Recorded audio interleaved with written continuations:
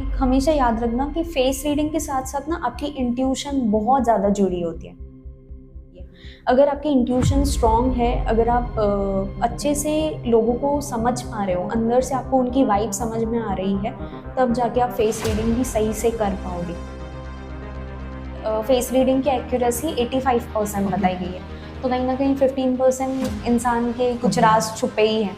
तो आपको उससे बात करने के बाद ही पता। आपको अगर किसी को जानना है कि वो अपनी पर्सनल लाइफ में कितना ज़्यादा हैप्पी है, तो आप उसके लिप्स की डायरेक्शन को देखो। और जो दांत है हमारे, हम्म। कोई मतलब देखा होगा आपने, बहुत सारे लोगों के दांत में जो है ना गैप होता है, हम्म। तो बोलते हैं मराठी में ऐसे बोलते हैं कि जिनके दांतों में गैप होता है तो वो नसीबवान होते हैं। तो ये फेस रीडिंग में दांत भी कुछ रोल प्ले करते हैं। बाद आपका प्रॉस्पेरिटी और रिचनेस दिखाता है। आप हो सकता है कि आप ये काम में बार बार अटक रहे हो, मतलब आपके कर्मा में कहीं ना कहीं प्रॉब्लम है और वो आपके फोरहेड से दिख रहा है। जिनके बाल झड़ रहे हैं, अभी मेरे जैसी कंडीशन जिनकी है, तो उनका फोरहेड तो बड़ा हो जाता है।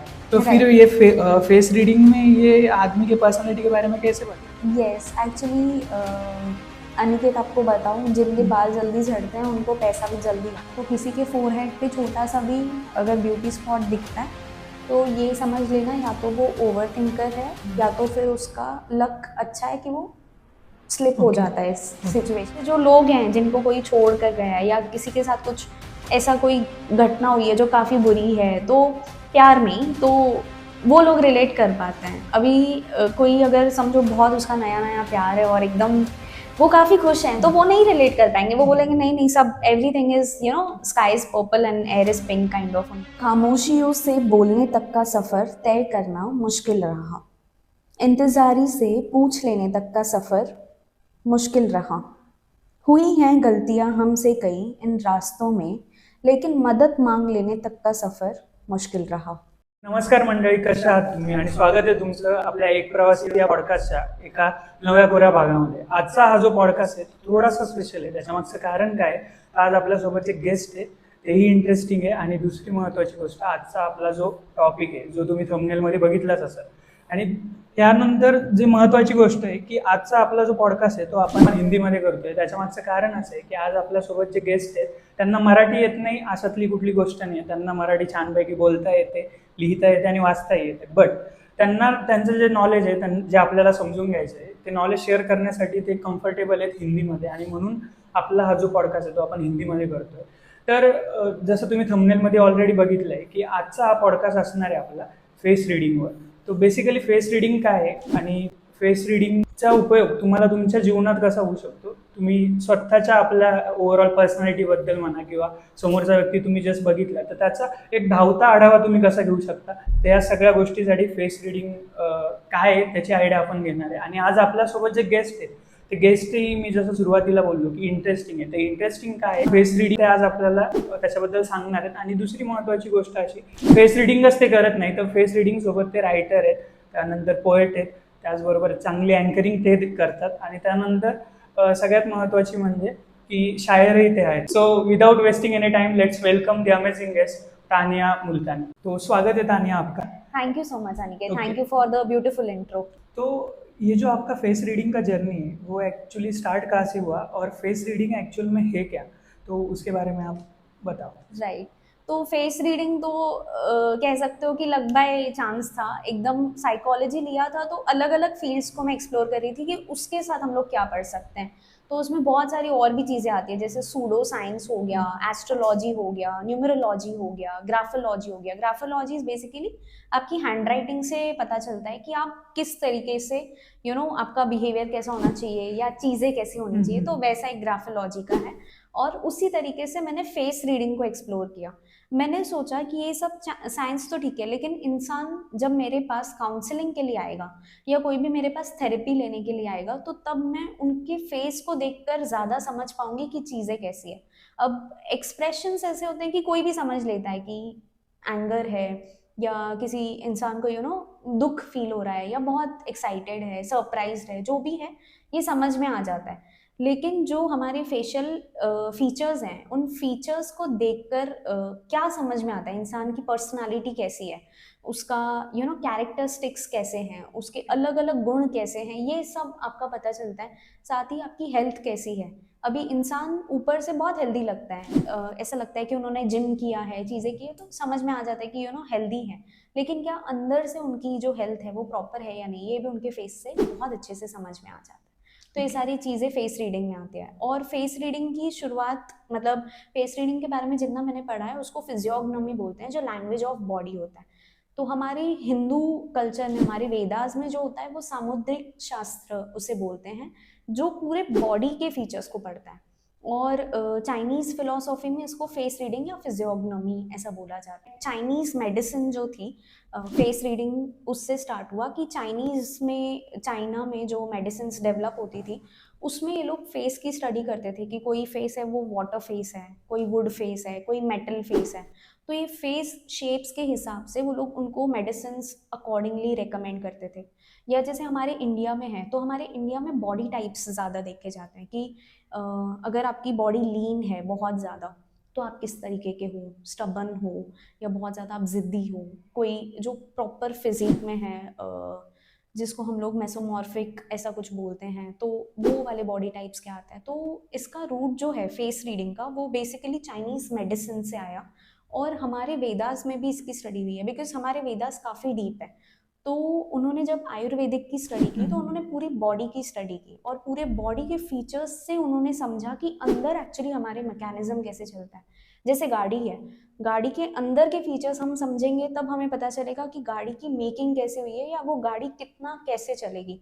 जैसे प्रोग्रेस हुआ है ना हर चीज़ में, तो वैसे हमारे इंडियन जो साइकोलॉजी थी या इंडियन जो आयुर्वेदा था हमारा, उसने पहले पूरी बॉडी का स्टडी किया, और चाइना में सिर्फ फेस के ऊपर ज़्यादा फोकस किया गया, क्योंकि उनका बोलना था कि हमारा फेस और हमारा पाम जो है उसमें ही सब छुपा है। जो जैसे एक्यूप्रेशर वगैरह भी होता है तो वो पाम से ही सब रिलेटेड होते हैं। वो लोग बोलते हैं कि पाम में जो चीज़ें हैं वो पाम की आपकी चीज़ें आपके सारे बॉडी के एक्यूपंक्चर जो भी चीज़ें हैं वो सब दर्शाती है, आपको कहाँ पेन हो रहा है, कहाँ आपको टच करेंगे तो कहाँ पेन होगा, तो ये सारी चीज़ें आपके फेस और आपके हाथ में ही छुपी है। तो आपने अभी तक सबसे जो वियर्ड वाला फेस रीडिंग किसका किया है, मतलब रैंडमली किया था? क्या रैंडमली आप कर सकते हो, नहीं कर सकते हो? तो अभी ये सवाल मुझसे बहुत लोगों ने पहले भी पूछा है, और यही पूछा था उन्होंने कि आप ऐसे ही भी फेस रीडिंग कर सकते हो या नहीं। तो एक्चुअली हम लोग एक ओथ लेते हैं जब भी हम लोग फेस रीडिंग के बारे में सीखते हैं, कि हम लोग कभी भी किसी का भी बिना उनके कंसेंट के फेस रीड नहीं करेंगे।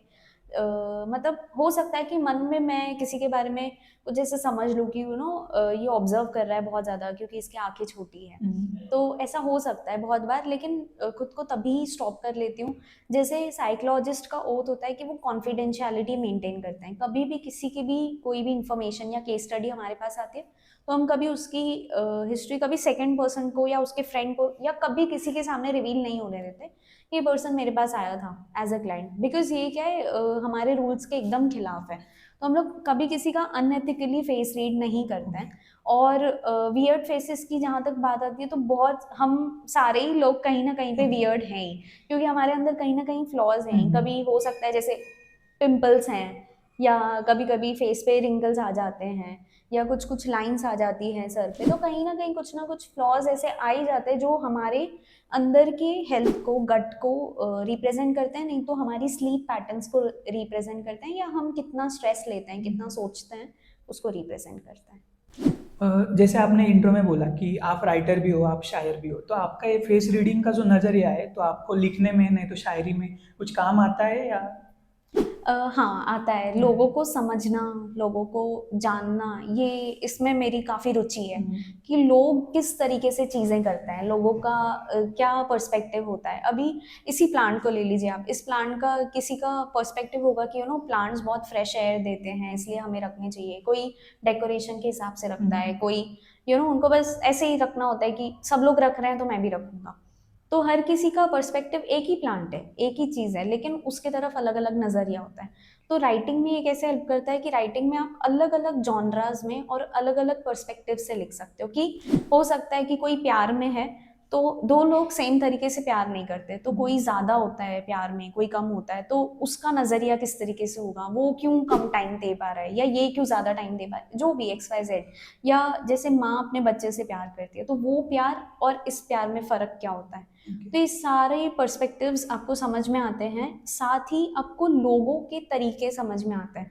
एक ही डायरेक्टर होता है, अलग अलग फिल्म्स बनाता है, तो वो जो डायरेक्टर है उसका नज़रिया हर फिल्म की तरफ और हर तरीका उसका डायरेक्शन करने का अलग होता है। उसी तरीके से अगर आप कोई शायरी भी लिखते हो तो एक शायर अलग लिखेगा, गुलजार साहब अलग लिखेंगे, जावेद अख्तर का तरीका अलग है। तो हर किसी का तरीका कैसे परखना है, तो वो फेस रीडिंग से समझ में आता है कि इन्होंने इसके पीछे इनका थॉट क्या होगा लिखने का, तो ये समझ में आता है फेस रीडिंग से आपको। ओके, तो उस हिसाब से जो शायर है तो वो भी इनडायरेक्टली कुछ फेस रीडिंग कर लेते हैं क्या? करता है। अभी जो आप राइटिंग वाला बोल रहे हो, राइटिंग वाला तो एक्चुअली फेस रीडिंग नहीं, फीलिंग्स है। ओके, सारी सॉरी। फीलिंग्स है, अंदर के इमोशंस है जो वो फील करते हैं और वो एक्सप्रेस करते हैं। और वो कहीं ना कहीं कोई, अगर जैसे हमने जॉन इलिया साहब का ही नाम लिया, तो वो दिल टूटने पर या कोई उनको छोड़ कर गए हैं, वैसी ही शायरियाँ लिखते हैं। तो वैसी शायरियाँ इसलिए लिख पाते हैं क्योंकि उनके साथ ऐसा हुआ है। तो ऐसे जो लोग हैं जिनको कोई छोड़ कर गया है या किसी के साथ कुछ ऐसा कोई घटना हुई है जो काफ़ी बुरी है, तो प्यार में ही, तो वो लोग रिलेट कर पाते हैं। अभी कोई अगर समझो बहुत उसका नया नया प्यार है और एकदम वो काफ़ी खुश हैं, तो वो नहीं रिलेट कर पाएंगे, वो बोलेंगे नहीं नहीं, सब everything is sky is purple and air is pink kind of उनके लिए होती है चीज़ें। तो हर किसी के साथ ऐसा नहीं होता है। बहुत बार आपकी अंदर की फीलिंग्स ही रिलेट कर लेती हैं। और आप एक हमेशा याद रखना कि फेस रीडिंग के साथ साथ ना आपकी इंट्यूशन बहुत ज़्यादा जुड़ी होती है। मतलब आपके अंदर के ख्याल किसी के बारे में क्या बोलते हैं, आपको उसकी वाइब कैसी लग रही है। वाइब चेक होना ये सिर्फ जेंजी का टर्म नहीं है, ये एक्चुअली होता है कि आप अपनी ऑरा कैसे कैरी कर रहे हो। बहुत लोगों के साथ आप कंपनी में रहोगे, पर आपको उनसे नेगेटिव वाइब ही आएगी, आप कभी उनके साथ कनेक्ट नहीं कर पाओगे, कभी उनके साथ बात नहीं कर पाओगे अच्छे से। लेकिन कुछ लोग हैं उनके साथ आपका डायरेक्ट कनेक्शन हो जाता है, डायरेक्ट आप उनके साथ घुल मिल जाते हो और आपको खुद को समझ में नहीं आता कि अरे यार, मैं तो मिला ही इससे पहली बार हूँ और मैं कैसे इसके साथ इतना बातें कर रहा हूँ। तो ये सारी चीज़ें फेस रीडिंग के साथ साथ आपकी इंट्यूशन बहुत ज़्यादा जुड़ी है। अगर आपकी इंट्यूशन स्ट्रांग है, अगर आप अच्छे से लोगों को समझ पा रहे हो, अंदर से आपको उनकी वाइब समझ में आ रही है, तब जाके आप फेस रीडिंग भी सही से कर पाओगे। और इसके लिए बहुत प्रैक्टिस और बहुत सालों की मेहनत लगती है। बहुत बार लोग जो है ना, अभी शायद हो सकता है कि बहुत सारे लोग समझ पाएँ कि आईलैशेस से हमें लोगों के एक्सपीरियंस का या लोग किस तरीके से तजुर्बों को लेते हैं वो समझ में आ जाए। लेकिन हो सकता है कि किसी के आईलैशेस बड़े हो और आप उसको बोल दो कि आप तो बहुत एक्सपीरियंस्ड हो, लेकिन बच्चों के भी तो आईलैशेस बड़े होते हैं। फिर आप कैसे उसको बाइफरकेट करोगे? और बहुत सारे लोगों को ना एज डिफरेंस भी नहीं समझ में आता है किसी-किसी का, ये इसकी उम्र कितनी होगी या कितने साल का होगा वो। और उसको डायरेक्टली आप उनको फेस रीडिंग नहीं दे सकते, आप किसी को भी कुछ भी नहीं बोल सकते हो just because you have read it somewhere. तो अंदर का इंट्यूशन और लोगों की वाइब चेक करना बहुत ज़रूरी है जब आप उनकी फेस रीडिंग करते हो तब। तो फेस रीडिंग के साथ बॉडी लैंग्वेज भी जुड़ा होता है कि आप सिर्फ फेस पे फोकस करते हो? नहीं, बॉडी लैंग्वेज बॉडी बहुत लैंग्वेज इंपॉर्टेंट भी, है। अगर मेरे पैर अभी आपके पास फेस कर रहे हैं, मतलब मैं आपसे बात करने में इंटरेस्टेड हूँ। अगर मैं ऐसे देख रही हूँ और अगर मेरा ध्यान कहीं यहाँ वहाँ भटका हुआ है, मतलब मैं आपसे बात करने में इंटरेस्टेड नहीं हूँ, या मैं घबरा रही हूँ, या मैं स्ट्रेस में हूँ कि ये कैसे होगा। तो हर चीज़ आपका, हर बॉडी लैंग्वेज, आप किस तरीके से अपने हाथ को फिजिट करते हो, आपके आई लैशेस कितनी बार ब्लिंक करते हैं, उसके बाद जैसे आप मुझे हाँ बोल रहे हो तो आप मेरी बातों के साथ अग्री कर रहे हो कहीं ना कहीं। तो ये भी मैटर करता है कि आपकी बॉडी लैंग्वेज क्या बता रही है, सिर्फ फेशियल फीचर्स नहीं है, वो भी चीज़ें हैं।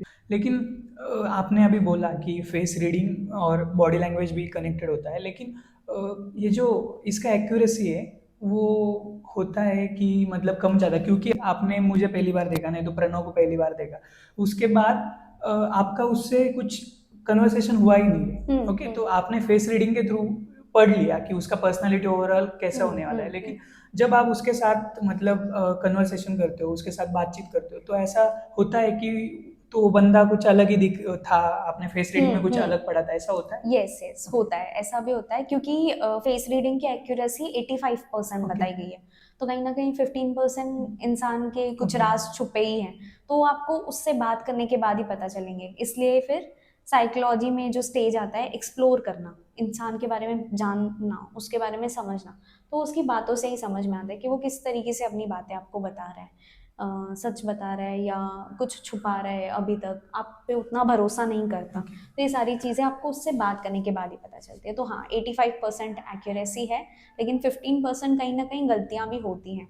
और मैं जिनकी फेस रीडिंग करती हूँ, कोई भी क्लाइंट होता है या कोई मेरे फ्रेंड्स भी होते हैं जो बहुत जानने जानने के लिए एक्साइटेड होते हैं कि क्या है फेस में और क्या कैरेक्टरिस्टिक्स हैं, आपको क्या दिखाई दे रहा है। तो उनको मैं हमेशा यही बोलती हूँ कि अगर कहीं पर भी आपको कोई पॉइंट गलत लगता है तो मुझे तभी आप बताइए, ताकि मैं भी वो चीज़ समझ पाऊँ कि हाँ, ये मैंने कुछ गलत रीड किया है या ये कोई चीज़ में मिस्टेक हुई है या कुछ छूट गया है मुझसे।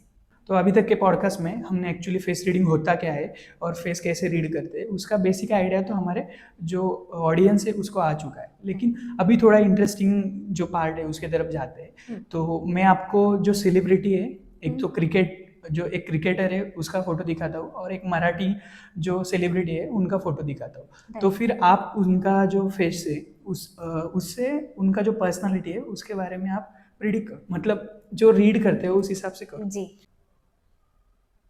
ये इंटरेस्टिंग होने वाला है।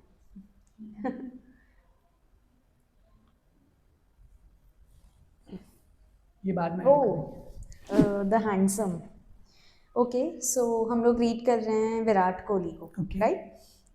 विराट कोहली का जो फेस का शेप है बहुत प्रोमिनेंट है। आपने भी देखा होगा, वो ग्रूमिंग वगैरह भी काफ़ी अच्छे से करता है। तो इससे तो बेसिक्स हमें ये पता चल ही जाता है कि जब विराट कोहली कहीं पर भी जाता है तो वो अपने आप को काफ़ी वेल मेंटेन्ड रखते हैं और ग्रूम्ड रखते हैं, क्योंकि बिकॉज ही इज़ डिसिप्लिन्ड। सबसे पहली चीज़ ये दिखाई दे रही है। सेकंड, उनके ईयर्स से ये पता चल रहा है कि वो आउटगोइंग तो है, लेकिन कहीं ना कहीं कुछ कुछ चीज़ें उनकी वो अपने तक ही रखना चाहते हैं, पर्सनल ही रखना चाहते हैं, क्योंकि वो ज़्यादा अपने बारे में रिवील, अपनी पर्सनल लाइफ के बारे में ज़्यादा रिवील नहीं करना चाहते। उनका जो पैशन है क्रिकेट, उसके तरफ वो ज़्यादा डेडिकेटेड है और उसके बारे में ही बात करना चाहते हैं, ज़्यादा अपने बारे में खुलना नहीं चाहते हैं। उसके बाद उनके आईब्रोज से ये पता चल रहा है कि उनकी जो स्ट्रैटेजी है वो हमेशा कैसी रहती है, प्रॉपर डिफाइंड रहती है। ओके। वो बहुत माइन्यूटली चीज़ें ऑब्जर्व करते हैं। वो ऐसे नहीं है कि जो बिग पिक्चर देखेंगे, वो ऐसे हैं कि जो डिटेल्स में जाएंगे। ये उनके आईब्रोज से पता चल रहा है। साथ ही उनका जो नोज़ है वो काफ़ी वेल फॉर्म्ड है। वेल फॉर्म नोज़ लेकर आता है लक और प्रॉस्पेरिटी, जो कि हम ऑलरेडी देख ही रहे हैं उनके साथ। और उनकी जो हेयर की जो डेंसिटी है ना, उससे ये पता चल रहा है कि उनकी स्पोर्ट्समैनशिप को और वो आगे लेकर जाती है, बढ़ावा देती है। तो हेयर की डेंसिटी से हमारी जो स्ट्रेंथ है उसका अच्छे से पता चलता है। साथ ही उनके फोरहेड से मुझे ये पता चल रहा है कि उनका जो विजन है वो काफ़ी ब्रॉड है। मतलब विजन आगे का रखते हैं, लेकिन जो चीज़ें हैं जो अभी चल रही है उसमें उनका माइन्यूट जो अटेंशन होता है वो है। एकदम डिटेल्स पे वो ध्यान देना चाहते हैं, डिटेल ओरिएंटेड है। और साथ ही ये भी दिखाई दे रहा है कि कहीं ना कहीं उनको जो गिल्ट है वो बहुत ज़्यादा होता है अगर कहीं पे फेलियर वो एक्सपीरियंस करते हैं, तो उनको अंदर से काफ़ी ये चीज़ें खटकती हैं कि ऐसा क्यों हुआ या फेलियर क्यों हुआ, या ये चीज़ और बेहतर हो सकती थी, मैं इसको और अच्छे से कर सकता था। तो हो सकता है कहीं ना कहीं वो खुद से बहुत ज़्यादा एक्सपेक्टेशंस भी रखता है। तो ये पता चल रहा है। ओके। तो अभी आपने बोला कि अगर किसी का चेहरा नेचुरली ऐसा है तो उसके बारे में हम प्रिडिक्ट कर सकते हैं फेस रीडिंग से, लेकिन किसी का एक्सीडेंट हो गया, नहीं तो बहुत सारे सेलिब्रिटी है जो फेस का सर्जरी करवा लेते हैं, नाक में कुछ चेंज कर लेते हैं, नहीं तो लिप्स में कुछ चेंज करते हैं, तो फिर उनका फेशियल मतलब फेस रीड करने में कुछ मतलब उसका एक्यूरेसी चेंज होता है या? राइट। तो अभी बहुत बार क्या होता है ना कि फेस पे कुछ कुछ आपके फीचर्स होते हैं जो बहुत प्रोमिनेंट होते हैं, जो हाईलाइटिंग पार्ट होता है। जैसे कुछ लोगों का यहाँ से यहाँ तक का जो पार्ट होता है वो काफ़ी ऐसे उठ के दिखता है, प्रोमिनेंट होता है बहुत ज़्यादा। उनकी आंखें बहुत ज़्यादा बढ़िया सी ऐसे वेल फॉर्म्ड होती हैं। यस। तो उनका ये हाईलाइटिंग फीचर है। किसी का यहाँ से यहाँ तक हाईलाइटिंग फीचर होता है जिसमें नाक और चीक्स आ जाते हैं, और किसी का लिप्स और चिन ये जो होते हैं ये बहुत हाईलाइटिंग फीचर्स होते हैं। तो ये फीचर्स से हमें पता चलता है कि वो पर्सन का सबसे पहले तो उनके पूरे फेस में आप रिकॉग्नाइज कर सकते हो उनका हाईलाइटिंग फीचर क्या है। अभी समझो किसी एक्ट्रेस के लिप्स बहुत अच्छे थे लेकिन उन्होंने सर्जरी करवा ली, तो अभी वो रीड कैसे करना है? तो हम क्या करते हैं ना, दोनों फोटोग्राफ्स लेते हैं। एक फोटोग्राफ लेते हैं उनकी जो सर्जरी के पहले की थी और बिफोर और एक बिफोर वाली, और एक लेते हैं आफ्टर वाली कि उन्होंने सर्जरी करवाई तो उसमें क्या चेंजेस है। ऑफ कोर्स सर्जरी करवाएंगे तो थोड़ा बहुत मॉडिफिकेशन होगा। तो उनके जो पहले के लिप्स है और अभी के लिप्स है वो कंपेयर करते हैं। और मैं आपको ये भी बता दूं कि हर 6 मंथ्स में हमारा फेस जो है ना वो चेंज होता रहता है। तो अगर आपको ऐसा लगेगा कि डिफरेंस तो है ही नहीं, Right. हमने 6 महीने पहले हम घूमने गए थे तो हम ऐसे ही दिख रहे थे, अभी भी ऐसे ही दिख रहे हैं, सिर्फ बॉडी में चेंज हुआ होगा, थोड़े मोटे हुए होंगे या पतले हुए होंगे जैसे भी, लेकिन फेस के हर फीचर में चेंज आता है हर 6 मंथ्स में। तो आपका जिस जिस तरीके से बिहेवियर मॉडिफाई होता है उस तरीके से आपका फेस जो है वो चेंज होता रहता है। अभी जैसे मैंने रिसेंटली ऑब्जर्व किया था कि मेरा जो नाक है वो पहले थोड़ा सा ब्रॉड था, अभी थोड़ा सा अभी शार्प अंदर हो गया है, गया। शार्प हुआ है। तो ब्रॉड नाक वाले जो होते हैं वो थोड़ा सा गुस्सा ज़्यादा उनका दिखाई देता है, और उनका ना हर चीज़ में चिड़चिड़ दिखाई देता है कि इरिटेट हो जाते हैं जल्दी।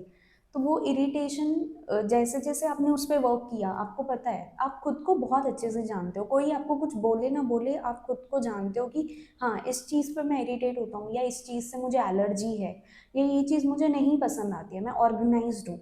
तो उस समय में जब आप खुद को मॉडिफाई करते हो, खुद का बिहेवियर मॉडिफाई करते हो, तो आपके फेस में भी चेंजेस धीरे धीरे आने लगते हैं। तो वो भी एक चेंज आप नोट कर सकते हो। दूसरा आपने पूछा एक्सीडेंट के बारे में। अब एक्सीडेंट में बहुत बार क्या होता है, या तो आईज के नीचे का अफेक्ट हो जाता है या नोज अफेक्ट हो जाता है, लेकिन दूसरे फीचर्स हमारे वैसे ही रहते हैं। तो हम लोग वो रीड करके भी एक कॉमन बिहेवियर निकाल सकते हैं कि ये पर्सन की पर्सनालिटी ऐसी हो सकती है।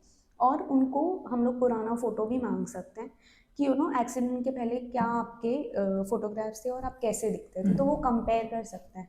और फोटो जितना रीसेंट होगा उतना ज़्यादा आपके अभी के बिहेवियर के बारे में पता चलेगा, जितना पुराना होगा उतना आपके पहले के बिहेवियर्स के बारे में पता चलेगा। हर साल हमारे अंदर चेंजेस आते हैं, इंटरनली भी एक्सटर्नली भी। हमारी स्किन में चेंजेस आते हैं, हमारे बॉडी टाइप में चेंजेस आते हैं। अगर समझो आपने अपना डाइट भी चेंज किया है, कोई कोई जैसे समझो उन्होंने ये किया कि हमने 21 डेज तक हमने अपना डाइट चेंज कर लिया, तो उनकी स्किन में जो ग्लो आता है ना वो उनके गट को रिप्रेजेंट करता है कि हाँ उनके चीक्स ग्लो करने लगते हैं, उनका जो फोरहेड है वो थोड़ा और वाइटिश हो जाता है। तो ये सारी चीज़ें हमारे हेल्थ को और हमारी ग्रोथ को बहुत ज़्यादा अफेक्ट करती है। तो जितना चेंजेस आते रहते हैं उतना ज़्यादा आपके फेस के फीचर्स में भी वो दिखता है। ओके। तो बहुत बार ना मैंने देखा है, मुझे ऐसा खुद का भी, मेरा जो चेहरा है ऐसा लगता है कि लेफ्ट साइड और राइट साइड ना अलग अलग होता है। तो ये कुछ ऐसा दर्शाता है कि मतलब फेस रीडिंग में इसका कुछ हेल्प होता है? करेक्ट करेक्ट अनिकेत, बहुत अच्छा हम्म, रिसर्च किया है आपने एक्चुअली फेस रीडिंग के बारे में। तो लेफ्ट साइड जो है हमारा वो हमारी पर्सनल लाइफ को रिप्रेजेंट करता है, राइट साइड जो है हमारी प्रोफेशनल लाइफ को रिप्रेजेंट करता है। लेफ्ट साइड में मतलब ये ट्रिक दे रही हूँ मैं आपको, एक टिप दे रही हूँ कि आपको अगर किसी को जानना है कि वो अपनी पर्सनल लाइफ में कितना ज़्यादा हैप्पी है, तो आप उसके लिप्स की डायरेक्शन को देखो। अगर लेफ्ट साइड में उसकी डायरेक्शन अपवर्ड्स जा रही है और प्रॉपर उसकी स्माइल जो है वो प्रॉपर दिख रही है, मतलब वो सच में हैप्पी है इंसान और खुश है, कंटेंटेड है अपने लाइफ में। अगर आपको दिख रहा है कि लेफ्ट साइड में उसके जो ये वाले जो पार्ट है ना वो थोड़ा सा नीचे जा रहा है, तो मतलब आप कहीं ना कहीं ये नोटिस कर सकते हो कि वो कहीं ना कहीं स्ट्रेस में है, या उसको जो है ना कुछ ऐसी चीज़ें जहाँ पे वो सेटिस्फाई नहीं हो पा रहा है, या ये है सैड है थोड़ा सा। और अगेन राइट साइड हमारा प्रोफेशनल साइड है, उसमें भी आप चेंजेस मार्क कर सकते हो। राइट साइड यूजुअली हमारा कैसा होता है ना, हमारी जो राइट आई भी होती है ना थोड़ी सी लेफ्ट आई से बड़ी होती है, और जो हमारी ये स्माइल वाला साइड है ना वो भी बहुत जल्दी समझ में आ जाता है कि हम लोग अपनी वर्क लाइफ से कितना ज़्यादा हैप्पी है, या अपने करियर में कितना कंटेंटेड है, सेटिस्फाइड है। तो इसमें ऐसा होता है कि अगर आपकी आईज बड़ी है राइट साइड पे और आपकी स्माइल ऊपर जा रही है, मतलब आप अपने वर्क से हैप्पी हो और जो आप परस्यू कर रहे हो उसमें आप खुश हो। अगर आपको ऐसा लगता है कि थोड़े बहुत चेंजेस दिख रहे हैं अपने राइट साइड में, तो आप ये तुरंत मार्क कर लेते हो कि कहीं ना कहीं आपके करियर में आप अभी तक वो मुकाम तक या वो मकाम तक या वो प्लेस तक नहीं पहुँचे हो जहाँ पर आपको वो ही चाहिए जो आप करना चाहते हो। तो ये चीज़ आपकी तुरंत नोटिस हो सकती है। तो आपके दोनों साइड्स आपकी प्रोफेशनल और पर्सनल लाइफ को बहुत अच्छे से रिप्रेजेंट करते हैं। आपके ईयर्स से भी पता चलता है कि आप वर्क में सोशलाइज करते हो या पर्सनल लाइफ में ज़्यादा सोशल हो। बहुत बार ऐसा होता है कि वर्क पे इंसान बहुत शांत रहता है, अपने अपने काम से मतलब रखता है और घर पे वो रहता है हैप्पी, अपने रिलेटिव्स के साथ काफ़ी ओपन अप होता है, पार्टीज करेगा, उनके साथ घूमने जाएगा, कजन्स के साथ काफ़ी हैप्पी रहते हैं हम लोग। तो उनके फिर ईयर्स का शेप चेंज होता है। और अगर राइट साइड में आपको लग रहा है कि ईयर का शेप थोड़ा सा बाहर की तरफ आ रहा है, मतलब वो लोग अपने करियर साइड में काफ़ी सोशल है। ओके। और जो दांत है हमारे, कोई मतलब देखा होगा आपने, बहुत सारे लोगों के दांत में जो है ना गैप होता है, तो वो बोलते हैं, मराठी में ऐसे बोलते हैं कि जिनके दांतों में गैप होता है तो वो नसीबवान होते हैं। तो ये फेस रीडिंग में दांत भी कुछ रोल प्ले करता है। राइट, तो फिर दांत आपका प्रोस्पैरिटी और रिचनेस दिखाता है, आपके बिहेवियर में कितनी रिचनेस है। रिचनेस का मतलब ये होता है कि आप कितने प्रेजेंटेबल हो। स्माइल का इतना ज़्यादा महत्व क्यों होता है, आपकी स्माइल क्यों इतना ज़्यादा सामने वाले को समझाती है कि आप कितने उनके साथ बात करने में इंटरेस्टेड हो, अट्रैक्टेड हो। ये सारी चीज़ें स्माइल से बहुत अच्छे से पता चलती है कि आप वेलकम कर रहे हो, सामने वाले को इन्वाइट कर रहे हो अपने साथ बात करने के लिए, उनको इन्वाइट कर रहे हो अपने साथ कॉन्वर्जेशन स्टार्ट करने के लिए। तो स्माइल से एक तो आपका रिचनेस पता चलता है। कुछ हुआ क्या? नहीं नहीं, आप कंटिन्यू करो, हाँ मैं माइक देख रहा हूँ, सब चल हाँ। रहेगा। तो आपके टीथ से जो है आपका रिचनेस पता चलता है कि आप कितने रिच होने वाले हो, ओके मनी वाइज भी। ओके। और ये भी पता चलता है कि आपकी ग्रोथ जो है, जैसे आपने बताया कि लकी जो होता है वो आपके नोज और आपके टीथ दोनों से पता चलता ओके। है। तो फिर अभी हमने पहले जो क्रिकेटर था विराट कोहली का देखा, तो अभी एक मराठी एक्ट्रेस है ओके। तेजश्री प्रधान करके, तो फिर काफ़ी इसका फेमस अगेन। यस, ये इनका कब का फोटो है? पुराना है शायद। पुराना फोटो है। ओके, तो हम लोग इनके पुराने फीचर्स को बहुत अच्छे से डिकोड कर पाएंगे। Okay, Tejaswini right? Tejashree. Tejashree. Yes. Tejashree, ठीक है। तेजश्री बहुत ही ज़्यादा इमेजिनेटिव, केयरिंग लड़की, और साथ ही ना बहुत ऐसा लगता है कि एक्सपीरियंसेस को लेने वाली ही है।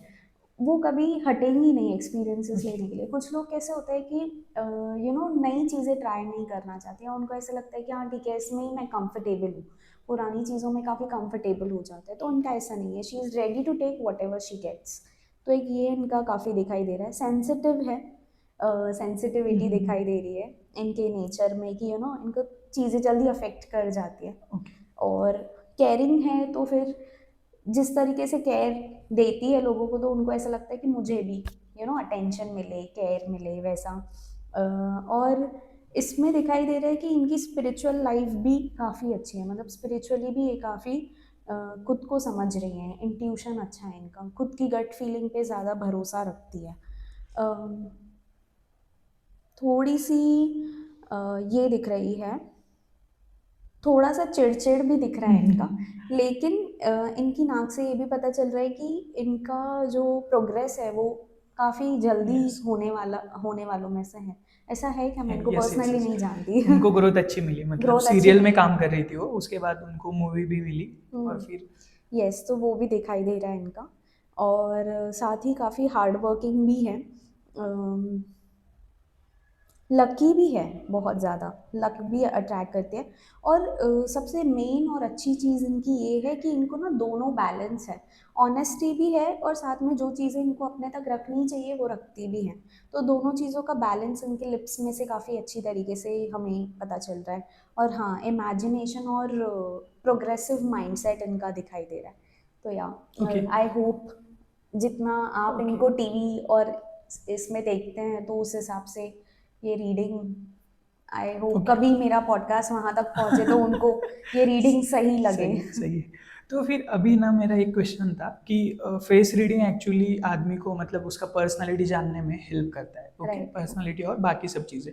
तो जो हायरिंग करते हैं मतलब कॉर्पोरेट में जो एचआर और बाकी सब लोग हैं, तो इनको ये फेस रीडिंग का ट्रेनिंग लेना चाहिए, क्योंकि एचआर मतलब जो इंटरव्यू कंडक्ट करने वाला है, तो ये सब लोगों को ये हेल्पफुल होगा कि डिपेंड करता है कि इंटरेस्ट है तो तुम पढ़ सकते हो ऐसा।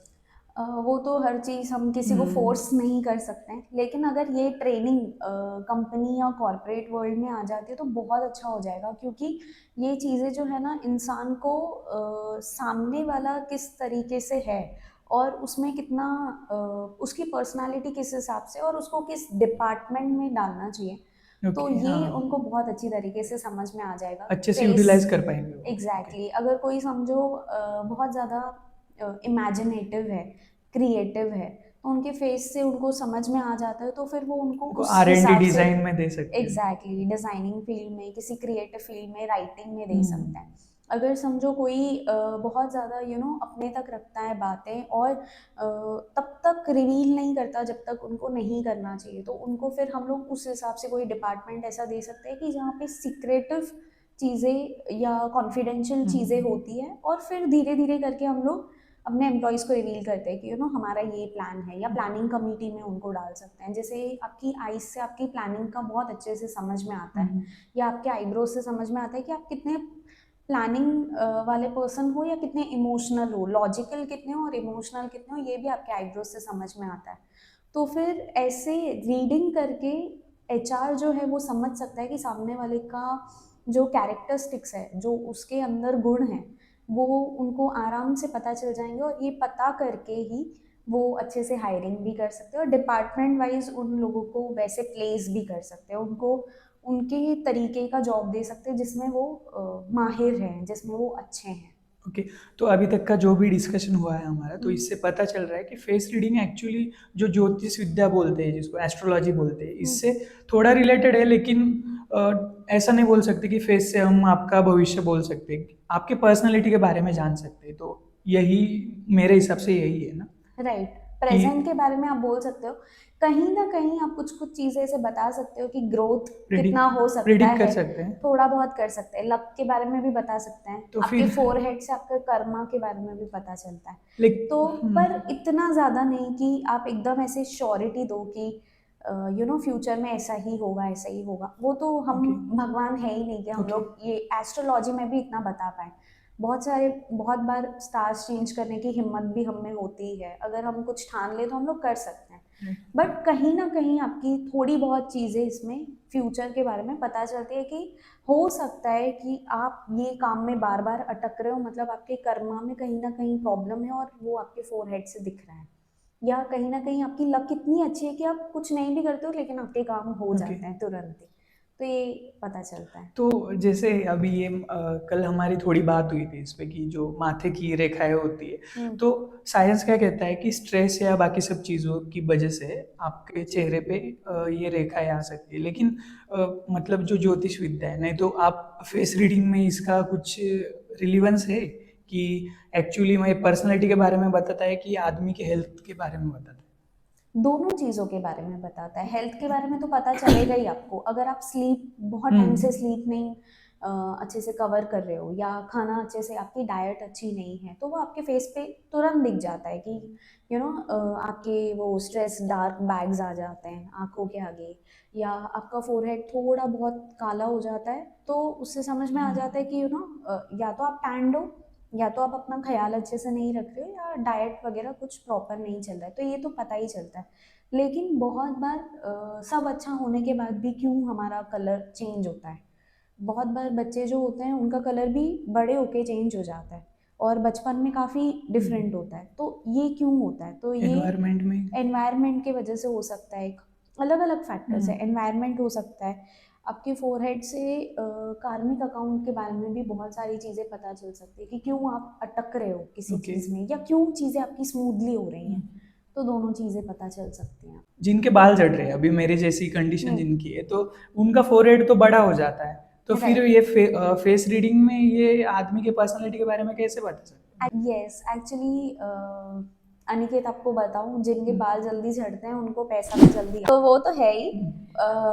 मतलब बोलने का मतलब ये है कि वो लोग जल्दी प्रोग्रेस कर लेते हैं और कवर अप कर लेते हैं चीज़ें। अगर वो गिरते भी है ना तो उनमें उठने का पोटेंशियल बहुत अच्छा होता है। लेकिन जिनकी हर बार hairline थोड़ी सही हो सकता है।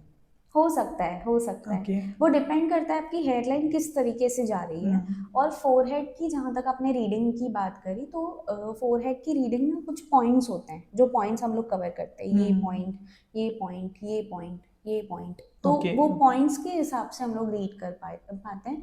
उसका हेयरलाइन से कोई कनेक्शन नहीं ओके, होता। ओके। तो फोरहेड आपका जहाँ से शुरू होता है वो समझ आ जाता है कि यही पॉइंट है आपका जहाँ से शुरू हो रहा है। किसी किसी का आप देखो कर्व होता है, इतने बाल होते हैं फिर भी कर्व ऐसे होता है उनका फोरहेड। या किसी किसी का देखो एकदम स्ट्रेट लंबा फोरहेड होता है, किसी का एकदम छोटा सा होता है, स्क्वायर शेप में होता है। तो वो भी डिपेंड करता है कि आपके फोरहेड का शेप कैसा है और उस पर स्ट्रेट लाइंस है या ऐसी लाइंस है। हमारे चेहरे पे जो तिल होता है तो ये भी कुछ दर्शाता है। यस, तिल ब्यूटी स्पॉट जिसको हम बोलते हैं। तो अगर ये आपके लिप्स के आसपास कहीं पर होता है ना, तो मतलब आपका जो ब्यूटी है वो और निखर के आता है, ये तो हमें पता ही है। चिन के आसपास होता है तो आपका स्ट्रेंथ काफ़ी बढ़ता है। वैसे ही किसी भी फेस के लोकेशन पे होता है या ईयर्स के पास भी होता है, तो फिर वो ब्यूटी स्पॉट की जो हेल्थ के तरफ जो उसका महत्व है वो भी चेंज हो जाता है। साथ ही ब्यूटी स्पॉट्स अगर फोरहेड पे होते हैं तो उसका लक के साथ बहुत कनेक्शन हमारा जुड़ जाता है। तो अगर आपको किसी के फोरहेड पे छोटा सा भी अगर ब्यूटी स्पॉट दिखता है तो ये समझ लेना या तो वो ओवर थिंकर है या तो फिर उसका लक अच्छा है कि वो स्लिप हो ओके, जाता है इस ओके। सिचुएशंस में से फटाफट।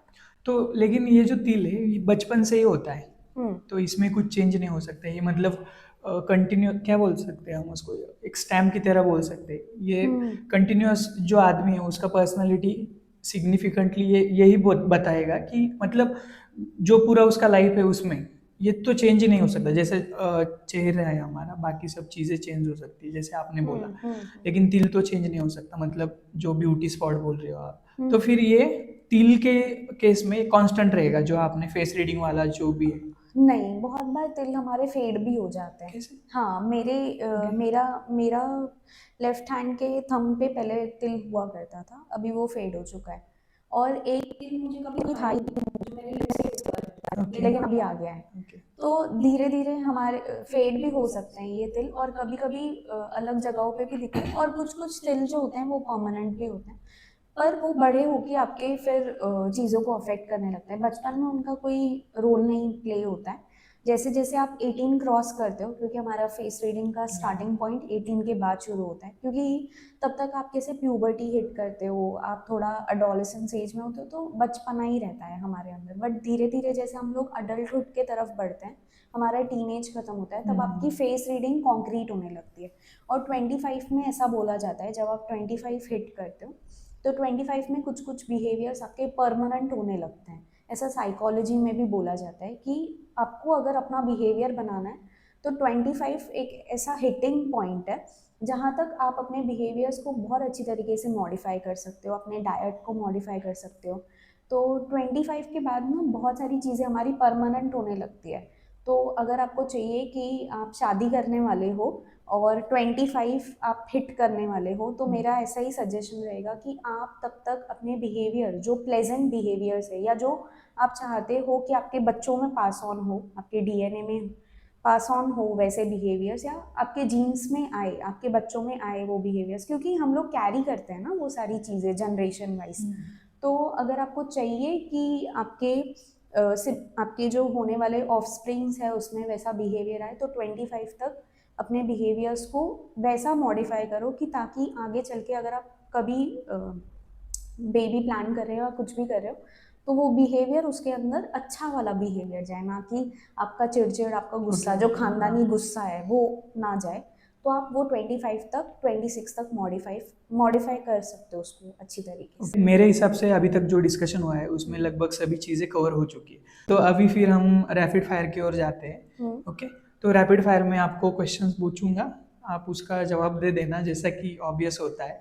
बेसिकली फेस रीडिंग की शुरुआत कब से होती है? फेस रीडिंग की शुरुआत आपकी होती है 18-19 के एज में, उससे Okay. पहले नहीं होती बिकॉज हम ग्रोइंग एज में होते तो फिर बच्चों का फेस रीड नहीं कर सकते? नहीं। और बूढ़ों में? हैं। बूढ़ों में भी 65 के बाद आप नहीं रीड कर ओके। और जो लोगों का क्रिमिनल माइंडसेट होता है तो उन केस में फेस रीडिंग सकते। क्या यस, हेल्प करता है? Applicable Okay. होती है। Face, Applicable. आप फेस से पता कर सकते हो कि ये जो पर्सन है उसकी जो उसका जो इंटेंशन है या उसका जो थॉट प्रोसेस है या उसकी जो मंशा है आगे करने की, वो आप उसके बालों में और उसके चीक्स में पता कर सकते हो कि वो कितना उसका थिंकिंग तो कैसा फिर है। फेस रीडिंग आपके डेली लाइफ में हेल्पफुल है? Yes, okay. आपने कभी खुद का फेस रीड किया है? सबसे पहले खुद का ही किया है। ओके। हाँ। तो फिर क्या आईने में देख के? आईने में देख के किया है। आईना, लेकिन मुझे एक पूछना था कि आईना और जो फोटो है उसमें शायद हमारा जो चेहरा है वो जैसा है वैसा आता है क्या? क्योंकि बहुत आईने बार में फोटो शायद में स्ट्रेच हो जाता है, हमारा फेस ओके। स्ट्रेच हो जाता है, लेकिन आईने में सही से समझ में आ जाता है आपको। ओके। और जैसे मैंने कहा, हाइलाइटिंग फीचर्स पे ही फोकस किया करते हैं, तो मेरे फेस में हाइलाइटिंग फीचर्स मेरी आईज और स्माइल है, तो फिर मैं उस पर ज़्यादा फोकस करके मैंने रीड किया था। और खुद को तो हम जानते ही है ना, कहाँ हम गलत है, कहाँ हम सही है, कहाँ हम गलतियाँ कर रहे हैं, तो वो फेस के फीचर में दिखाई देता है। तो थैंक यू तानिया, आपने अभी तक का जो हमारा डिस्कशन हुआ है उसमें फेस रीडिंग के बारे में लगभग सब चीज़ें कवर कर ली है, और जो हमारा ऑडियंस है, मुझे और जो भी देख रहा है उसको बेसिकली आइडिया आ चुका है। और अभी जो है ना, जैसे आपने इंट्रो में बोला था कि आप राइटर भी हो, मतलब और पोएट्री भी करती हो, शायरी भी करती हो, तो इसका जो हम एंड करने वाले तो वो शायरी के साथ करें, कैसा लग रहा है आपको? हाँ बिल्कुल। खामोशियों से बोलने तक का सफ़र तय करना मुश्किल रहा, इंतज़ारी से पूछ लेने तक का सफ़र मुश्किल रहा। हुई हैं गलतियां हमसे कई इन रास्तों में, लेकिन मदद मांग लेने तक का सफ़र मुश्किल रहा। वाह।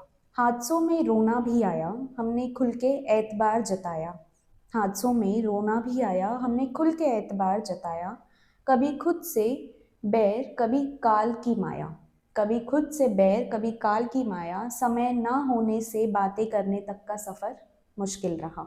सही है, सही है। तकलीफ़ों पे पुल बांधते थे लोग, तकलीफ़ों के पुल बांधते थे लोग। हमसे गिलों के हुए थे उन्हें रोग। हमसे गिलों के मतलब कोई हमसे गिला करता है, कोई हमसे मतलब नाराज़ होता है, रूठ जाता है। तो हमसे गिलों के हुए थे उन्हें रोग, मतलब बीमारी हुई थी। समझना आसान था, समझाना उनका बाकी रहा। समझना आसान था, समझाना उनका बाकी रहा। दोस्ती से दरारों तक का सफ़र मुश्किल रहा। उनका हमें कुछ ना बताना मन को मंजूर कहाँ हुआ।